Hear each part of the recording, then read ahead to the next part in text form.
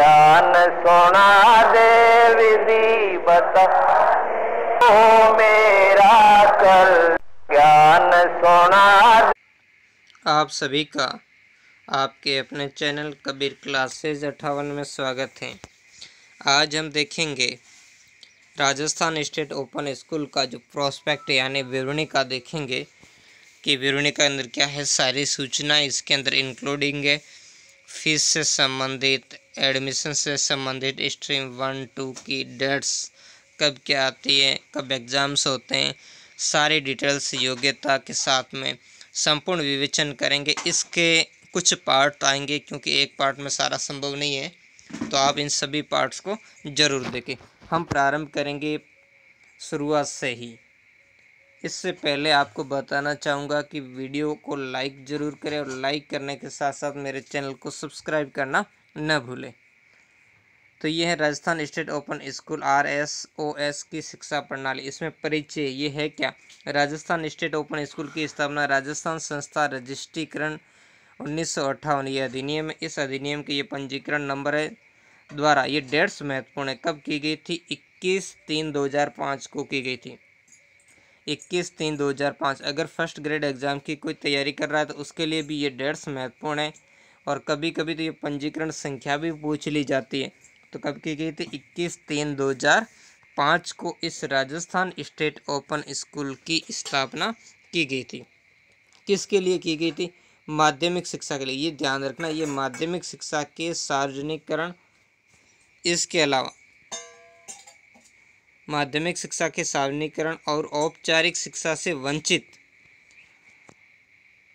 ये ध्यान रखना, ये किसके लिए है? माध्यमिक शिक्षा है उसके सार्वजनिकरण एवं औपचारिक जो शिक्षा से वंचितों तथा जिन विद्यार्थियों की किसी कारणवश विद्यालय शिक्षा बीच में ही अधूरी रह गई, उनको राजस्थान स्टेट ओपन स्कूल में पंजीयन 1 जुलाई से राज्य भर के संदर्भ केंद्रों पर करवाया जा सकता है। माध्यमिक एवं उच्च माध्यमिक स्तर की शिक्षा प्रदान करना ही इसका उद्देश्य है। इस राजस्थान स्टेट ओपन स्कूल का मुख्य उद्देश्य आप समझ चुके हो कि माध्यमिक एवं उच्च माध्यमिक जो स्तर की परीक्षाएं हैं उसका आयोजन करवाना, या कह सकते हैं कि माध्यमिक और उच्च माध्यमिक स्तर की जो शिक्षा वो प्रदान करना ही इसका मुख्य उद्देश्य, यानी कक्षा 10 और कक्षा 12 की ये शिक्षा प्रदान करता है। तो महत्वपूर्ण ध्यान रखना, दोबारा डेट्स में रिपीट कर रहा हूँ, इसकी स्थापना 21/3/2005 को की गई थी। इस राजस्थान स्टेट ओपन स्कूल की विशेषता है पाठ्यक्रम की सरलता है, यानी पाठ्यक्रम में से आपको आपकी पसंद के हिसाब से आप उसमें से सेलेक्ट कर सकते हो। शिक्षा की सहजता, सहजता मतलब हर जगह आपको उपलब्ध। इसके लिए राजस्थान के अंदर हर जिले और तहसील के अंदर इन्होंने अपने संदर्भ केंद्रों की स्थापना की गई है और डिस्टेंस के माध्यम से ये शिक्षा अपनी प्रदान करता है। और साथ साथ परीक्षा का भी लचीलापन है, यानी अगर एक एग्जाम से आप छूट गए तो साल में 2 बार परीक्षा आयोजित करता है। एक परीक्षा आप नहीं दे पाए या आप टुकड़ों के अंदर धीरे धीरे पास करना चाहते हो परीक्षा को, तो भी आप कर सकते हो। इसके लिए आपको कुल 9 अवसर प्रदान किए जाते हैं। ये इस स्कूल की विशेषता है। तनाव मुक्त होकर अभ्यर्थी अपनी सुविधा के अनुसार परीक्षा उत्तीर्ण कर सकता है, जिसके पास में जैसा समय के अनुसार उसके हिसाब से परीक्षा प्रदान कर सकता है। ओपन स्कूल से जुड़कर अभ्यर्थी अपने ज्ञान और अनुभव का सुदृढ़ीकरण और संवर्धन कर सकता है। इसके ज्ञान का प्रमाणीकरण होने पर जहाँ आत्मसंतोष मिलता है वहीं आत्मविश्वास में भी वृद्धि होती है। और राजस्थान स्टेट ओपन की महत्वपूर्ण विशेषताएं निम्नानुसार है। ऑनलाइन पंजीयन किया जाता है, तो इसके संदर्भ केंद्रों पर जो स्ट्रीम 1 और स्ट्रीम 2 में इसका ऑनलाइन पंजीयन किया जाता है। और ऑनलाइन पंजीयन जो करवाते समय आवश्यक मूल दस्तावेज और छाया प्रति शुल्क सहित जमा करवाकर शुल्क की ऑनलाइन रसीद प्राप्त करना इसमें अनिवार्य होता है। इस बात का आपको ध्यान रखना कि जब भी आपको ऑनलाइन शुल्क जमा कराओ उसकी रसीद जरूर लें, है ना, रसीद प्राप्त करना अनिवार्य है। इसके अलावा इसकी आयु सीमा और प्रवेश योग्यता देखते हैं। प्रवेश के लिए कोई अधिकतम आयु सीमा नहीं है, लेकिन न्यूनतम आयु सीमा है। माध्यमिक यानी कक्षा 10वीं के पाठ्यक्रम में नामांकन के लिए निर्धारित न्यूनतम आयु है 14 वर्ष, कम से कम 14 वर्ष आपकी होनी चाहिए। जबकि उच्च माध्यमिक यानी कक्षा 12 के पाठ्यक्रम के लिए आपको कक्षा 10वीं उत्तीर्ण होनी चाहिए तथा न्यूनतम आयु आपकी कितनी होनी चाहिए? 15 वर्ष होनी चाहिए। वो चाहे आप किसी भी बोर्ड से हो, इस बोर्ड से हो या राजस्थान माध्यमिक शिक्षा बोर्ड से हो, दोनों बोर्ड से इसमें मान्य है। जैसा कि प्रश्न संख्या 7 की तालिका 1 में हम आगे देखेंगे, विषय का चयन। अब देखो विषय चयन के अभी आपको कहा था ना, सहजता और सुलभता से उपलब्ध है। इसका कारण क्या है? सहज कैसे? औपचारिक शिक्षा पद्धति में देखो दो प्रकार की शिक्षा होती है, एक तो अनौपचारिक होती, एक होती है औपचारिक। अनौपचारिक शिक्षा पद्धति जो जैसे माता पिता आदि विभिन्न व्यक्तियों से हम प्राप्त करते हैं, के विपरीत इसमें विशेष चयन की क्या है? स्वतंत्रता है। जैसे आप देखते हो कि 10वीं परीक्षा जैसे माध्यमिक शिक्षा बोर्ड से अगर आप करते हो तो उसमें जो विषय होंगे वही आपके फिक्स होंगे, उसमें चयन की एक लिमिट है। जैसे में तृतीय भाषा के रूप में ये किसी को आप चयन कर सकते हो, लेकिन इसमें ऐसा नहीं है। अभ्यर्थी अपनी आवश्यकता अनुसार विषयों का चयन कर सकता है। हिंदी और अंग्रेजी दोनों में से किसी भी एक माध्यम से अध्ययन कर सकता है, वो चाहे तो हिंदी माध्यम से करे, बच्चा चाहे तो अंग्रेजी माध्यम से करे। एवं परीक्षा की व्यवस्था है। माध्यमिक परीक्षा कुल 17 विषयों पर ये ध्यान देना, इन 17 विषयों में से कोई भी आपको 5 विषय लेने हैं। कुल 17 विषयों में से कोई भी 5 विषय तथा उच्च माध्यमिक, ये तो 10वीं की बात कर रहे हैं, 10वीं में कुल 17 विषय जिसमें से आपको 5 लेने हैं, जबकि उच्च माध्यमिक पाठ्यक्रम के कुल 21 विषय, यानी आपके पास में बहुत सारे अपनी पसंद के हिसाब से सब्जेक्ट आपके सामने विकल्प में मौजूद हैं। इनमें से भी आप कोई भी 5 विषयों को आप ले सकते हो, यानी ये 5 विषय कम से कम है। आप चाहो तो 6 भी ले सकते हो, चाहो तो 7 भी ले सकते हो। पंजीयन के समय 1 या 2 अतिरिक्त विषयों का भी चयन कर सकते हैं। मैंने अभी आपको कहा 5 तो कंपलसरी आपको लेने, इसके अलावा 1 या 2 अतिरिक्त विषयों का भी चयन कर सकते हो, यानी आप 6 या 7 विषय भी आप सेलेक्ट कर सकते हो। अध्ययन सामग्री यानी स्टडी मटेरियल www.rajasthan.gov.in RSOS या www.nos.rg वेबसाइट से डाउनलोड की जा सकती है, सिंधी विषय को छोड़कर, यानी सिंधी विषय की जो अध्ययन सामग्री वो वहाँ पर उपलब्ध नहीं है। अब देखते हैं स्ट्रीम 2 क्या है। कई बच्चों ने कमेंट किया था कि स्ट्रीम 1 और स्ट्रीम 2 क्या है, तो आप ध्यान से सुन लीजिए कि स्ट्रीम 2 क्या है।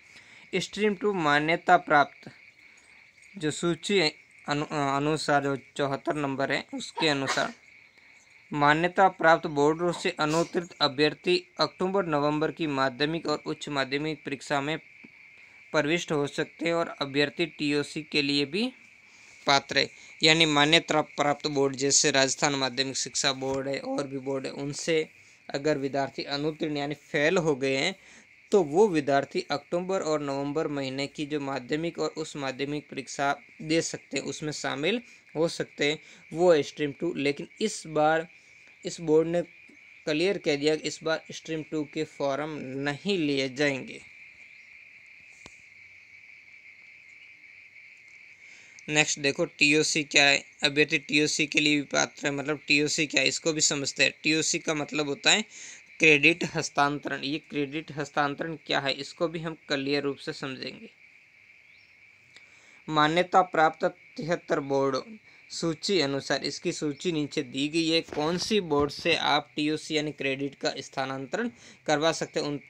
अगर इसमें सूची में दी गई 73 बोर्डों में से किसी बोर्ड से आप अध्ययन करते थे तो उनसे अपना क्रेडिट स्थानांतरित करवा पाओगे। वर्ष 2015 से 2019 के अनुत्तीर्ण यानी फेल अभ्यर्थी अधिकतम 2 विषयों का एवं Rajasthan state open school Jaipur से सत्र 2005-6 से 2014-15 के अनुत्तीर्ण अभ्यर्थी अधिकतम 4 विषयों का क्रेडिट स्थानांतरण का लाभ ले सकते हैं। यानी उसमें क्या करते हैं, अपना जो क्रेडिट है जिस नंबर से उस नंबर को यहाँ ट्रांसफ़र करवा सकते हैं और बाकी जिस नंबर से फेल हुए उसमें उसके हिसाब से क्या कर सकते हैं, वो उसको क्वालिफाई कर सकते हैं। यानी क्रेडिट स्थानांतरण का लाभ ये बहुत, यही तो इसका लचीलेपन की जो विशेषता आई थी वही लचीलापन है इसमें। अगला है व्यक्तिगत संपर्क कार्यक्रम। ये हर साल ये बोर्ड आयोजित करता है, इसके लिए मैं वीडियो भी बनाता हूँ, काफ़ी सारे वीडियो भी इससे संबंधित अपलोड है। तो कक्षा 10वीं और 12वीं जो स्ट्रीम 1 के अभ्यर्थी हैं, क्योंकि देखो स्ट्रीम 2 केवल अनुत्तीर्ण विद्यार्थियों के लिए है, जबकि स्ट्रीम 1 कोई भी विद्यार्थी इस बोर्ड से अपना फॉर्म भर के इससे क्या करता है, अपना अध्ययन कर सकता है। अभ्यर्थियों के अध्ययन में आने वाली समस्याओं के निराकरण हेतु विषय विशेषज्ञ के मार्गदर्शन में वर्ष में एक बार 15 दिवसीय 25 दिसंबर से 8 जनवरी तक व्यक्तिगत संपर्क शिविर कार्यक्रमों का आयोजन संदर्भ केंद्रों पर किया जाता है। एवं पीसीपी यही है व्यक्तिगत संपर्क का जो शिविर होते हैं, इसमें उपस्थिति दर्ज होने पर अभ्यर्थी को सैद्धांतिक के पूर्णांक का जो सैद्धांतिक परीक्षा होती है उसके पूर्णांक का 10% सत्रांक दे हैं। यानी आपको इनमें जो व्यक्तिगत संपर्क कार्यक्रम है उसमें भाग लेना अनिवार्य है। अनिवार्य का मतलब है आपको सैद्धांतिक जो परीक्षा का पूर्णांक होगा उसका 10% सत्रांक इसमें प्राप्त होगा। तो इसके लिए क्या होता है, आपको बहुत ही महत्वपूर्ण सहायता प्राप्त इसमें होगी कि आपको सत्रांक प्राप्त होते हैं, और सत्रांक प्राप्त होते हैं तो आपको जो सैद्धांतिक परीक्षा होती है उसमें आपको अगर कम मार्क्स आते हैं तो भी आप इस एग्ज़ाम को क्लियर कर सकते हो। प्रत्येक विषय की सैद्धांतिक परीक्षा एवं सर्वयोग में पृथक देखो दोनों का सैद्धांतिक परीक्षा हर विषय के अलग एवं सर्वयोग दोनों के अंदर न्यूनतम 33% अंक लाना अनिवार्य है। इस बात का आपको विशेष ध्यान रखें। प्रत्येक विषय की इसमें प्रत्येक विषय की जो सैद्धांतिक परीक्षा होती है उनमें भी 33% आपके नंबर्स होने चाहिए, एवं सर्वयोग सबका योग करें तो भी उसमें पृथक यानी अलग अलग न्यूनतम 33% अंक अलग प्राप्त होने चाहिए। पीसीपी शिविर में कक्षा 10वीं उत्तीर्ण पश्चात जो अभ्यर्थी अगले वर्ष कक्षा 12वीं में आवेदन करते ऐसे अभ्यर्थी 4 विषयों की पीसीपी शिविर उसी वर्ष एवं शेष एक विषय की पीसीपी शिविर जिस वर्ष आवेदन करता उसी वर्ष पीसीपी शिविर में शामिल होगा। ये सारी बातें देखो ध्यान से आपको देखना है। अगला हम देखेंगे सत्रांक। अब सत्रांक कैसे क्या इसमें प्रदान किए जाते हैं। सत्रांक तो सत्र 2018-19 से सत्रांक को उत्तीर्णांक में शामिल किया गया, ये बात ध्यान रखें। तो इसी कारण आप जो पीसीपी शिविर होता है उसमें जरूर भाग लें। कक्षा 10वीं और 12वीं स्ट्रीम 1 के अभ्यर्थियों के लिए सत्रांक सैद्धांतिक के पूर्णांक का 10%। माना कि अगर आपका पेपर 100 नंबर का है तो आपको उसमें से जो सत्रांक है वो 10 नंबर का होगा। तो इस तरीके से आपको ध्यान रखना है। कक्षा 12 में सैद्धांतिक परीक्षा में सत्रांक एवं प्रायोगिक परीक्षा में पृथक 33% अंक लाना अनिवार्य, इस बात का भी विशेष ध्यान रखें। और कक्षा 10 में सैद्धांतिक में सत्रांक और प्रायोगिक योग का 33%, सबके अंदर क्या है 33% अंक लाना आपको क्या है अनिवार्य है। आंशिक प्रवेश। अब आंशिक प्रवेश कैसे होता है, एक तो होता परमानेंट, एक आंशिक मतलब अस्थायी। अभ्यर्थी जो पूर्व में किसी मान्यता प्राप्त बोर्ड या विश्वविद्यालय से माध्यमिक, उच्च माध्यमिक या कोई अन्य समकक्ष परीक्षा उत्तीर्ण कर चुका है, वह शैक्षिक योग्यता बढ़ाने के लिए वो अपनी क्या करता है, शैक्षिक योग्यता बढ़ाने के लिए अन्य विषयों में अपनी पसंद के अनुसार एक या एक से अधिक विषयों में अधिकतम वो 4 विषयों में पंजीयन करवा सकता। तो ऐसा भी वो करवा सकता जिससे क्या करे वो अपने अंक यहाँ से बढ़ा सके। और अभ्यर्थी को उत्तीर्ण होने पर केवल अंक तालिका ही दी जाती, उसे प्रमाण पत्र नहीं दिया जाता, क्योंकि प्रमाण पत्र तो जिस बोर्ड से वो पहले ही क्लियर किया है वहाँ से उसको प्रदान किया जाता है। आंशिक प्रवेश में भी अभ्यर्थी को 5 वर्ष तक 9 अवसर प्रदान किए जाते, इस बात को आप ध्यान रखें। बाकी को भी 9 अंक प्राप्त होते हैं, इनको भी 9 अंक प्राप्त होते। अब देखो कोई अंक सुधार करवाना चाहता है तो उसके लिए भी यहाँ व्यवस्थाएं हैं। Rajasthan state open school Jaipur और माध्यमिक शिक्षा बोर्ड राजस्थान अजमेर ने सत्र 2018-19 में उत्तीर्ण अभ्यर्थियों को परीक्षा उत्तीर्ण होने के आगामी 1 वर्ष में, यानी अगर उसकी परीक्षा उत्तीर्ण कर दी उसके आगामी 1 वर्ष में सत्र 2019-20 में एक अवसर उन्नयन यानी इम्प्रूवमेंट यानी उसका नंबर बढ़ाने के हेतु दिया जाता है। इसमें अभ्यर्थी पूर्व में उत्तीर्ण मूल अंक तालिका तथा मूल माइग्रेशन या टीसी आवेदन के साथ संलग्न करेंगे। अभ्यर्थी पूर्व में उत्तीर्ण परीक्षा के समस्त विषयों में पंजीयन एवं अपनी पसंद के अनुसार एक या एक से अधिक विषयों में अधिकतम 7 विषयों के अंदर क्या करता है, ये परीक्षा दे सकता है, यानी अपने अंकों को बढ़वा सकता है। फिर है औद्योगिक प्रशिक्षण संस्थान यानी ITI कोर्स। तो national council for vocational training से मान्यता प्राप्त पाठ्यक्रम का प्रथम और द्वितीय सेमेस्टर पूर्ण रूप से उत्तीर्ण पश्चात अभ्यर्थी राजस्थान स्टेट ओपन स्कूल से कक्षा 10वीं के अंग्रेजी एवं हिंदी विषय, कक्षा 12 के केवल अंग्रेजी विषय की परीक्षा उत्तीर्ण करने पर ही समकक्ष परीक्षा में वो क्या करता उत्तीर्ण माना जाएगा, ये ध्यान रखना। ये औद्योगिक प्रशिक्षण ITI कोर्स में 10वीं में तो अंग्रेजी और हिंदी दोनों विषय में, लेकिन 12वीं में केवल अंग्रेजी विषय की परीक्षा में ही। समकक्षता उसी स्थिति में देय है जब हिंदी व अंग्रेजी की परीक्षा कक्षा 10वीं और कक्षा 12वीं में और ITI परीक्षा के उत्तीर्ण वर्ष के साथ अथवा उसके बाद उत्तीर्ण की हो। ITI वाले अभ्यर्थियों को केवल अंक तालिका ही दी जाएगी। यदि ITI का माइग्रेशन जमा करवाते तो उस स्थिति में माइग्रेशन भी दिया जाएगा, लेकिन अगर आप जमा नहीं करवाते तो आपको माइग्रेशन नहीं दिया जाएगा। अगला है प्रवेश की वैधता। अभ्यर्थी का प्रवेश 5 वर्षों तक मान्य रहेगा। ये ध्यान रखना, 5 वर्षों में आपको कुल 9 अवसर दिए जाते हैं। हर 1 साल में परीक्षा 2 बार आयोजित की जाती है ना। तो ऐसे आपको वैसे 5 सालों के अंदर 10 अवसर होते हैं, लेकिन 10 अवसर नहीं, आपको 9 अवसर दिए जाएंगे। इस अवधि के दौरान माध्यमिक एवं उच्च माध्यमिक स्तर की सार्वजनिक परीक्षा के लिए अधिकतम कुल 9 अवसर। इस बात का ध्यान रखें। वर्ष में 2 बार परीक्षा, एक बार तो मार्च मई में होती है, दूसरी अक्टूबर नवंबर में आयोजित होगी। अभी आयोजित करना इसका प्रस्तावित है। जिसका मैंने वीडियो नहीं देखा तो टाइम टेबल से संबंधित वीडियो मैंने अपलोड कर रखा, उसे देख लें। अब देखेंगे इसका प्रोत्साहन पुरस्कार, यानी इससे उत्तीर्ण होने वाले विद्यार्थियों को बोर्ड की तरफ से प्रोत्साहन भी दिया जाता है। तो प्रोत्साहन पुरस्कार, Rajasthan state open school Jaipur से कक्षा 10वीं और 12वीं के राज्य स्तर पर सर्वाधिक अंक, सबसे ज़्यादा अंक, न्यूनतम 60% अंक होने चाहिए प्राप्त करने वाले कक्षा 10 में 2 और कक्षा 12 के 2 कुल 4 विद्यार्थियों को मीरा, यानी लड़कियां होगी तो उन्हें मीरा पुरस्कार दिया जाएगा, और लड़कों को एकलव्य पुरस्कार के स्वरूप 21,000 रुपये में प्रमाण पत्र और प्रत्येक, ये तो राज्य स्तर की बात। अब देखेंगे प्रत्येक जिला स्तर पर क्या होगा। प्रत्येक जिला पर सर्वाधिक अंक, न्यूनतम इसमें भी 60% की बाध्यता है प्राप्त करने वाले कक्षा 10 के 2 और कक्षा 12 के 2। यहाँ भी कुल 4 विद्यार्थी हैं, उनको भी मीरा और एकलव्य, लड़कियों को मीरा और लड़कों को एकलव्य पुरस्कार के रूप में 11,000 रुपये की राशि प्रमाण पत्र के साथ में दी जाएगी, ताकि क्या हो, विद्यार्थी अधिक से अधिक अध्ययन के प्रति प्रेरित हो। राज्य स्तर पर पुरस्कार प्राप्त करने वाले अभ्यर्थियों के स्थान पर उनके गृह जिलों के द्वितीय स्थान प्राप्त करने वाले अभ्यर्थी न्यूनतम 60% को जिला स्तर पर मीरा एवं एकलव्य पुरस्कार दिया जाएगा। प्रथम प्रयास में संपूर्ण विषयों में सर्वोच्च अंक प्राप्त करने वाले अभ्यर्थी ही उक्त पुरस्कारों के लिए पात्र हैं। ऐसा नहीं कि आप, जैसा आपको 9 अवसर दिए जाते हैं तो उन अवसरों में आप अधिकतम अंक प्राप्त कर लो तो आप पात्र नहीं हो, एक ही प्रयास के अंदर।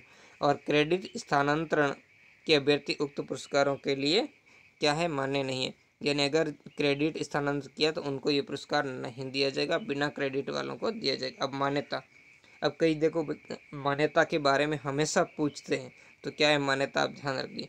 Rajasthan state open school Jaipur कक्षा 10वीं और 12वीं के पाठ्यक्रम और प्रमाण पत्रों को भारतीय विद्यालय शिक्षा बोर्ड मंडल यानी COBSE और मानव संसाधन विकास मंत्रालय MHRD, जिसका वर्तमान नाम शिक्षा बोर्ड कर दिया गया है, NIOS, ये जो राष्ट्रीय स्तर पर जो ओपन बोर्ड है, BSER माध्यमिक, जो राजस्थान का माध्यमिक शिक्षा बोर्ड है, board of secondary education of Rajasthan, तथा अन्य राज्य बोर्डों से समकक्षता। अन्य राज्य बोर्ड, ध्यान दीजिए, जो भी भारत के अंदर जितने भी राज्य हैं उन सभी राज्य के बोर्डों के समकक्ष हैं ये पाठ्यक्रम। यानी आप किसी भी प्रकार की इससे सरकारी नौकरी भी कर सकते हो। ये आगे इसमें लाइन में आया। भारत सरकार के कार्मिक, लोक शिकायत एवं पेंशन मंत्रालय के कार्मिक और प्रशिक्षण विभाग ने राजस्थान स्टेट ओपन स्कूल द्वारा जारी किए गए माध्यमिक और उच्च माध्यमिक परीक्षाओं के प्रमाण पत्रों को उच्च अध्ययन, यानी आगे आप जैसे 12वीं के बाद BA MA वगैरह आप करना चाहो तो कर सकते हो, केंद्रीय यानी केंद्र सरकार की और राज्य सरकार के विभागों की नियुक्ति के लिए मान्य हो। बहुत सारे विद्यार्थी, सर हमें आर्मी में भरना फॉर्म, क्या ये मान्य है? हमें पुलिस में फॉर्म भरना, क्या मान्य है? क्या हम आगे शिक्षक बन पाएंगे? बिल्कुल। इससे आगे आप BA करो, MA करो और उसके बाद में फिर आप B.Ed करो, जो भी आगे की उनकी योग्यता है वो करो, आपके लिए ये मान्य होगा। ये स्पष्ट कर दिया गया यहाँ पर। अब इसकी वेबसाइट, तो राजस्थान स्टेट ओपन जयपुर की वेबसाइट ये है www.education.rajasthan.gov.in.